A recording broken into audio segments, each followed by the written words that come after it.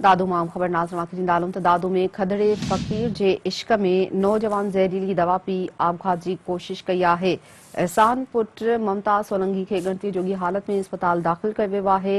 नौजवान जी अमड़ हुस्ना सोलंकी जो चवणु आहे त पुट मज़दूरी कंदो आहे। ख़बर नाहे छो कयूं पिया दादू में खदड़े फ़कीर जे इश्क में नौजवान ज़हरीली दवा पी आपघात कयो आहे, आपघात जी कोशिश कई आहे। इन हवाले सां तफ़सील मालूम कयूं था सिंध टीवी न्यूज़ जी रिपोर्टर वली चांडो खां।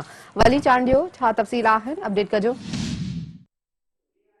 दादू शहर जे मलाह चौक वारो इलाइक़ो आहे, ए सेक्शन पुलिस स्टेशन जे हद जंहिंमें नौजवान आहे जेको खदड़े फ़कीर जे इश्क में ज़हरीली दवा पीती आहे, जंहिंखे सिविल हॉस्पिटल दादू आंदो वियो आहे।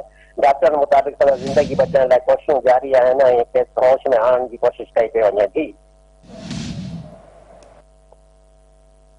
ठीकु आहे, वॾी महिरबानी अपडेट करण लाइ।